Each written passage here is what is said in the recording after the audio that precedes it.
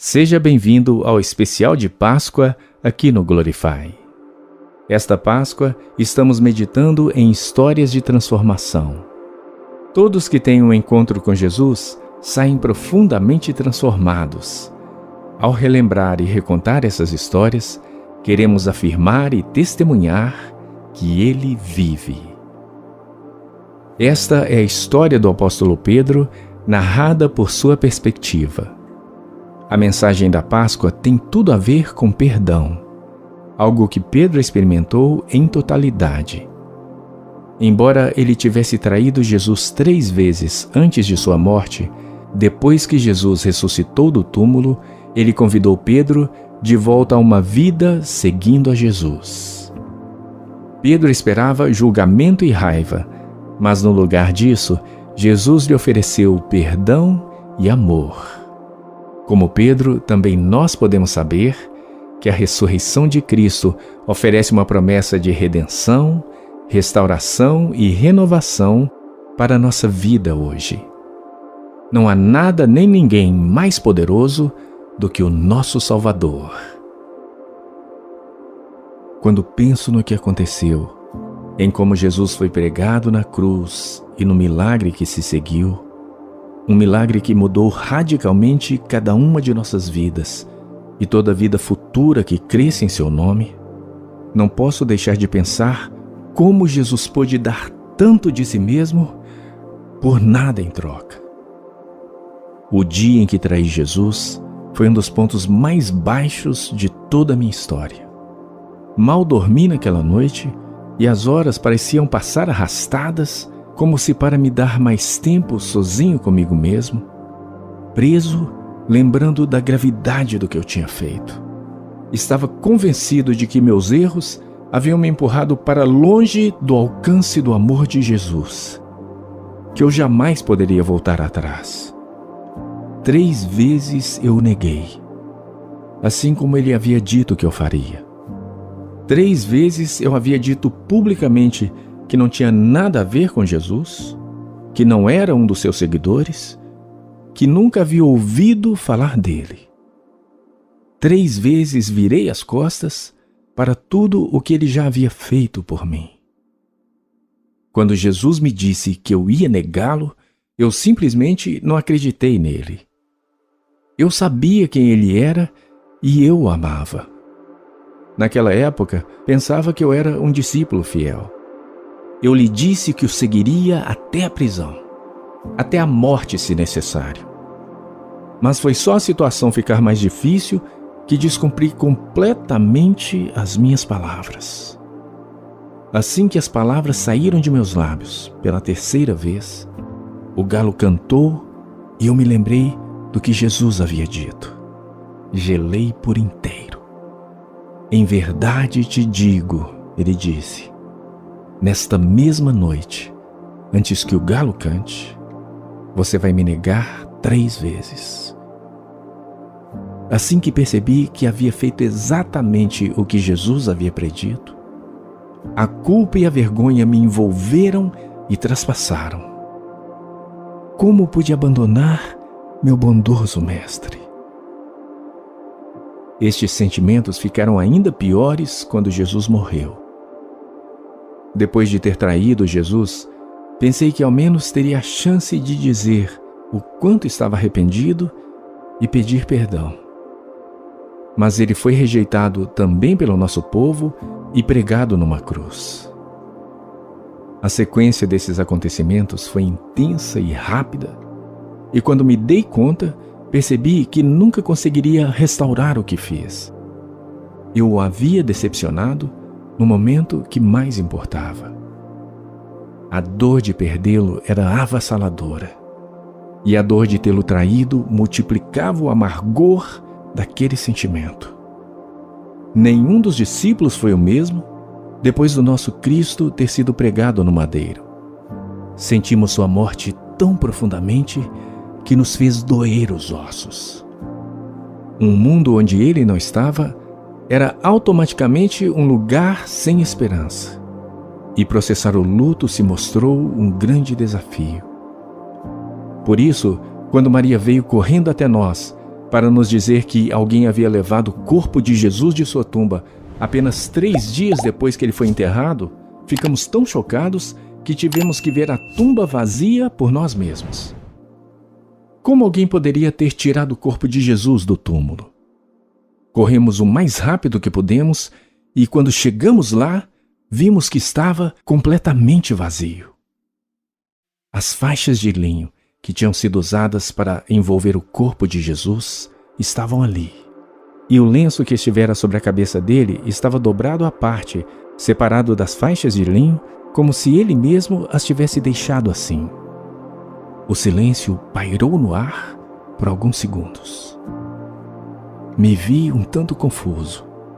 Por que alguém levaria o corpo de Jesus e deixaria as faixas de linho para trás? Eu sabia que ele tinha inimigos quando estava vivo, mas não podia imaginar ninguém querendo levar seu corpo já morto. Naquela noite, os outros discípulos e eu nos sentamos juntos em uma das casas. Todas as portas estavam trancadas e todas as janelas fechadas. Estávamos aterrorizados que os líderes judeus que haviam incitado a morte de Jesus viessem atrás de nós também. Quando nos sentamos ali, conversando entre nós sobre os estranhos acontecimentos do dia, de repente apareceu alguém em nosso meio. Ficamos com medo e confusos, até que o homem que apareceu falou e nos disse: "A paz esteja com vocês." Em seguida, ele nos mostrou suas mãos perfuradas e sua pele, onde havia cicatrizes recentes e marcas de chicotadas. Meus olhos se arregalaram e o coração estremeceu. Instantaneamente soubemos que era Jesus que estava diante de nós. Mas ele não esteve conosco por muito tempo e, tão de repente quanto apareceu, ele se foi novamente. Olhamos um para o outro, tentando confirmar se o que tínhamos visto era real, enquanto os outros se maravilhavam com o milagre de sua ressurreição. Tudo o que eu queria fazer era desejar trazer Jesus de volta para implorar-lhe por seu perdão. Mas um traidor como eu sequer merecia estar na sua presença. Alguns dias depois, eu estava de volta à minha rotina de trabalho habitual de pesca durante a noite. Foi um dia de trabalho maçante e eu havia passado a noite inteira pescando sem conseguir pegar sequer um peixe. Desapontado e confuso, conduzi meu barco de volta para a costa. Quando me aproximei, vi um homem de pé na praia.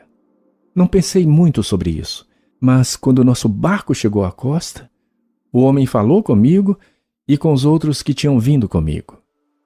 Ele nos disse: "Amigos, vocês não pescaram nenhum peixe?" Explicamos que tínhamos ficado fora toda a noite pescando, mas que nossas redes ficaram vazias. O homem podia ver que estávamos desanimados, mas eu não esperava que ele fosse dizer o que disse depois. Olhou para nós e falou para voltarmos ao mar e tentar novamente. Foi ridículo, quase uma afronta. Por que voltaríamos para a pesca se tínhamos passado a noite inteira no mar sem nenhuma sorte? Portanto, a princípio, não demos ouvidos. Mas o homem era inflexível. Ele disse que deveríamos lançar a rede para o lado direito do barco e então pegaríamos algum peixe. Eu não pude deixar de rir. Tiago e João se entreolharam e depois fiz o mesmo com cada um.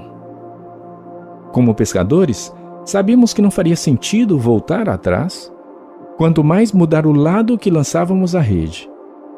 Poderíamos ter ignorado aquele homem, mas acabamos fazendo o exato oposto. Não sei bem porquê. Talvez fosse para provar que ele estava errado, talvez por uma mínima esperança que sua ideia tenha despertado em nós. Seja como for, decidimos fazer o que ele havia dito. Enquanto preparávamos o barco novamente, não pude deixar de refletir sobre o homem. Havia algo em sua voz, suas palavras, seu modo, que era familiar. Quando o nível da água estava profundo o suficiente para lançar nossa rede, jogamos ela para o lado direito, exatamente como o homem havia dito.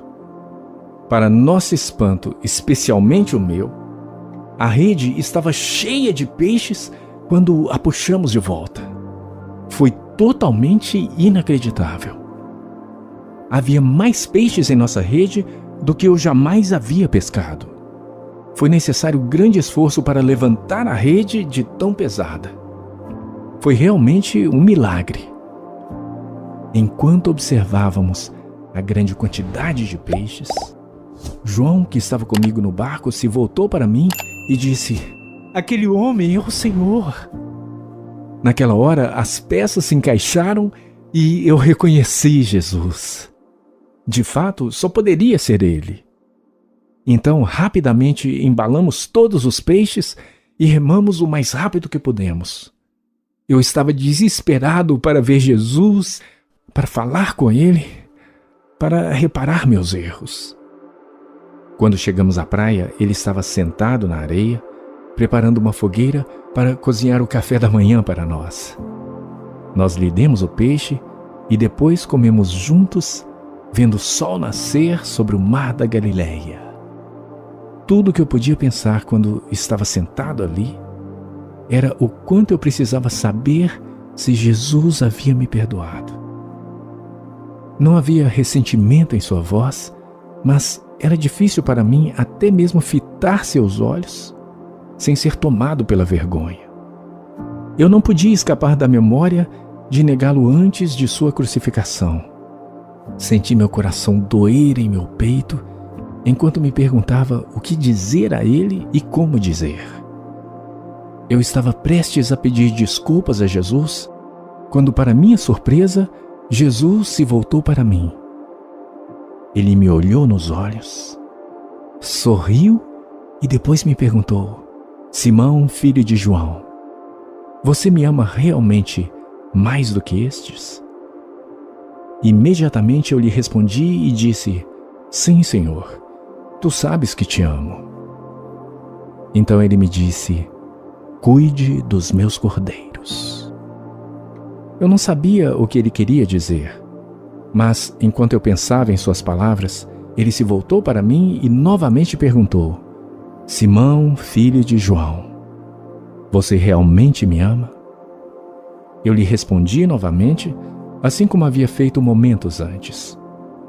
E Jesus respondeu: "Pastorei as minhas ovelhas."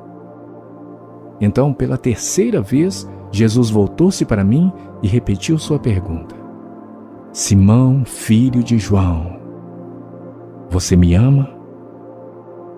Eu me senti magoado por ele sentir que precisava me perguntar uma terceira vez. Mas, embora meu coração estivesse pesado, eu lhe disse: "Senhor, tu sabes todas as coisas e sabes que te amo." Então Jesus respondeu: "Cuide das minhas ovelhas." E então ele disse: "Siga-me." Não posso descrever a sensação de ser convidado mais uma vez a seguir Jesus. Naquele momento eu soube que meus pecados estavam perdoados e que Jesus me chamava novamente para caminhar com ele e trabalhar para o seu reino. Ele me resgatou e cuidou de mim como um bom pastor faz com uma ovelha perdida. E depois, segundo o seu exemplo, Jesus me pediu para apacentar suas ovelhas, para assumir a responsabilidade de alimentar outros com a boa nova de Cristo, a mesma mensagem que redimiu minha vida e me restaurou. Quando penso nesse encontro, me impressiono com a sabedoria e misericórdia de Jesus ao me perguntar 3 vezes se eu o amava. Acho que ele estava tentando me dar a oportunidade de corrigir meus erros. Se antes neguei o Senhor 3 vezes, agora eu havia declarado minha lealdade e amor a ele também 3 vezes. Apesar da minha traição, sua fidelidade permaneceu. Jesus me estendeu sua graça e me convidou a segui-lo mais uma vez. Este convite significava tudo para mim. Meus erros foram perdoados e apagados, meu propósito restaurado e todo o meu ser renovado. Jesus me encontrou nos escombros da confusão que eu havia feito, na culpa que me cercava, e me puxou para fora, mostrando-me o presente da redenção como eu havia experimentado antes. Com sua morte, ele expiou nossos pecados, e com sua ressurreição, ele nos deu uma nova vida. Ele é verdadeiramente o Salvador e Senhor, nosso sábio mestre e bondoso amigo, aquele que perdoa nossos pecados. Jesus Cristo é Deus, e quão bom é o Deus que nos trouxe para si.